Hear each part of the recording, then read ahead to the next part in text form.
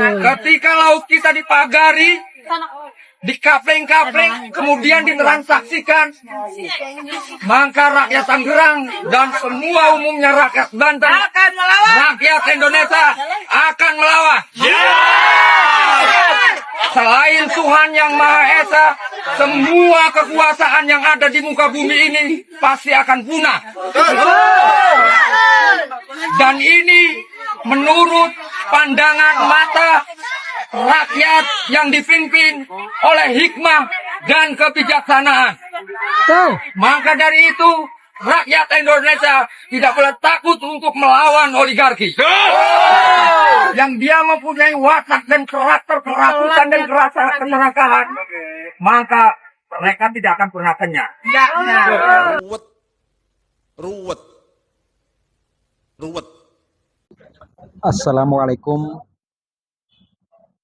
Assalamualaikum warahmatullahi wabarakatuh.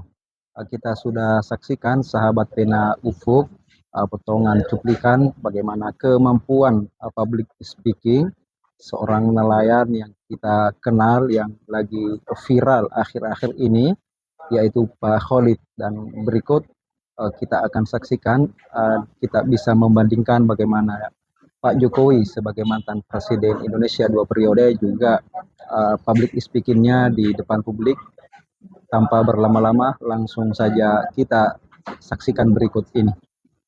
Ya nggak tahu, tanya yang mau tanya saya.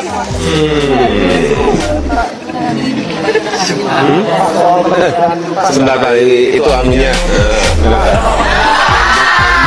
Pak Presiden, harga rica ini Pak lagi melambung naik ini Pak. Ada solusi apa dari pemerintah Pak? Harga merica Pak, bahan pokok cabai rawit naik Pak. Mungkin ada solusi seperti apa Pak? Memang selalu fluktuasinya seperti itu. Pada musim hujan, biasanya cabai itu kalau ditanam itu membusuk. Jadi orang berproduksinya pada saat-saat musim tertentu. Dan tadi saya melihat film ini, Dilan itu sebuah kesederhanaan yang diambil sudutnya dengan sudut pandang yang dengan kamera yang pas gitu. Jadinya semuanya kaget dan menjadi sebuah booming. Ini udah lebih dari berapa? 7 juta kan? Inilah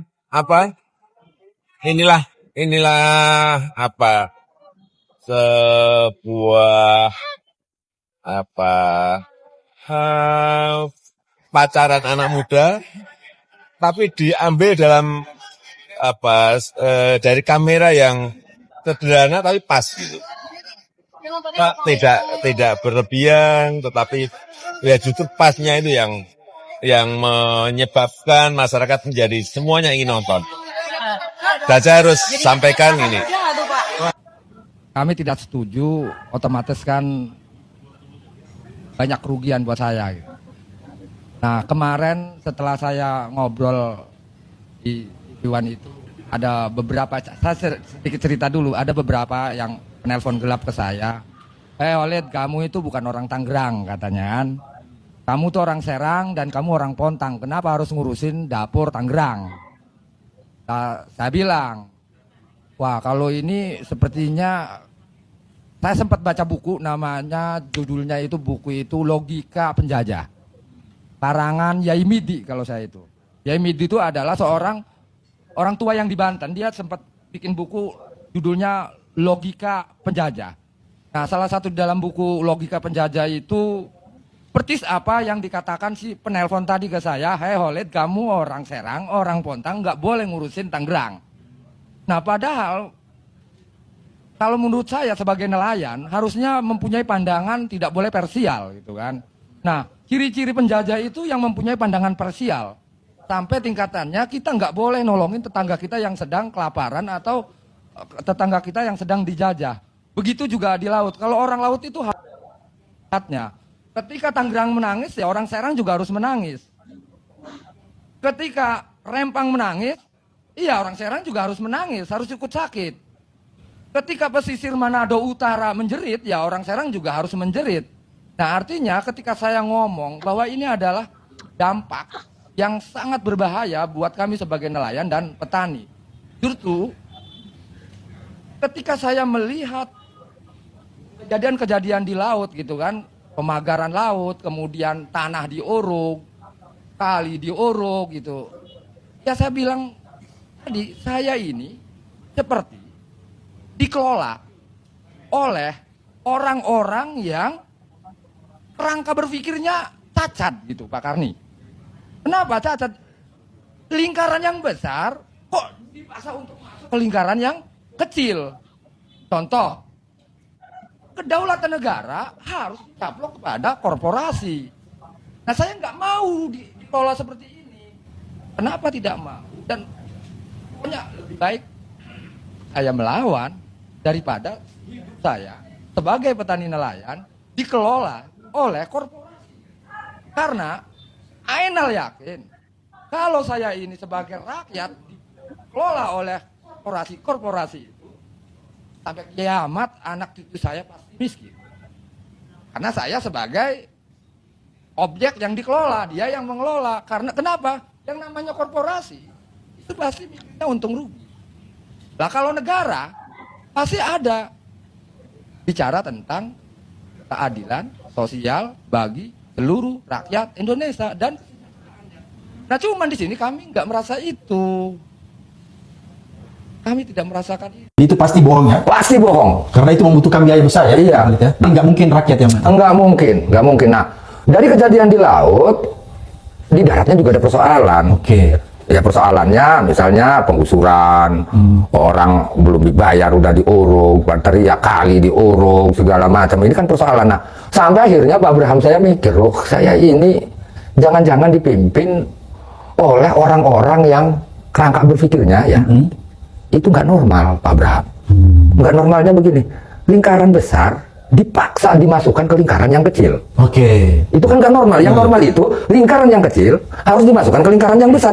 Makanya muat. Oke. Kalau ini mah lingkaran besar dipaksakan masuk, ditelan oleh lingkaran yang kecil. Ini kan nggak normal maksudnya. Kok saya ini bukan sedang diurus oleh negara? Yang anggaplah lingkaran besar itu negara, kedaulatan. Nah, lingkaran kecil adalah korporasi. Nah, saya merasakan saya ini kok sebagai petani nelayan bukan sedang diurus oleh negara, tapi diurus oleh lingkaran kecil tadi, korporasi tadi. Nah, makanya saya sebagai rakyat, petani nelayan, enggak sudi dipimpin oleh korporasi.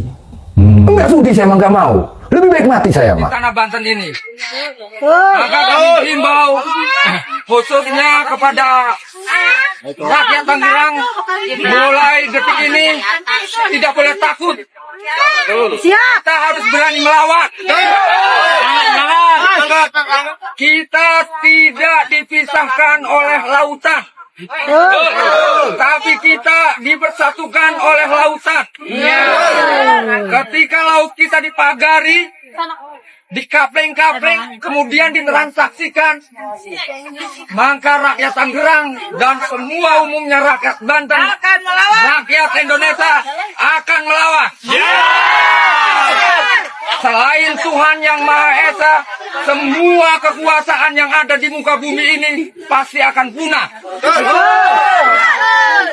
Dan ini menurut pandangan mata rakyat yang dipimpin oleh hikmah dan kebijaksanaan.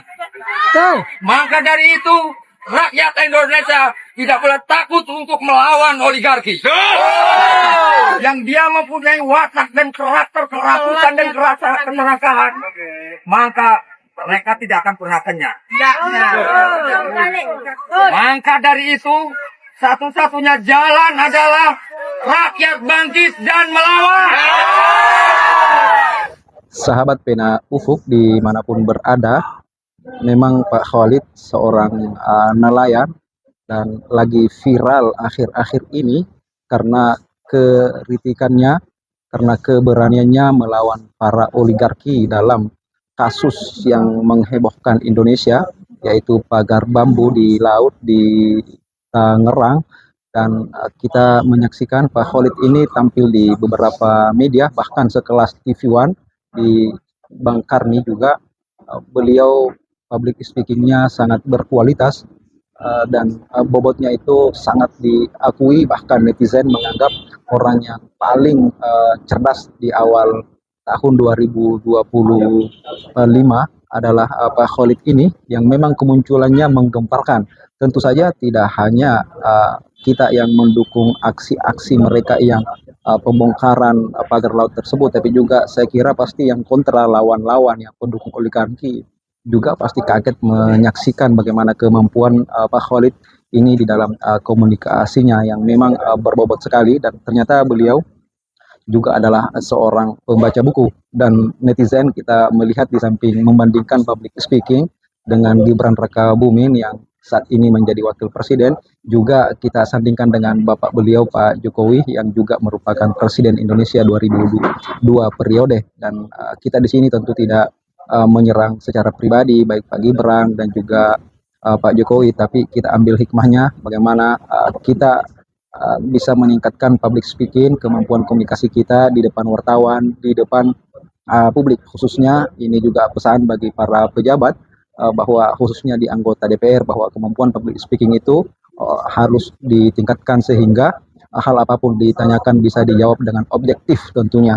Dan itulah Pak Khalid, kita sudah menyaksikan perjuangannya membela para nelayan, membela rakyat Banten dari cengkeraman oligarki, dan tentunya juga para generasi. Demikian sahabat Pena Ufuk, terima kasih.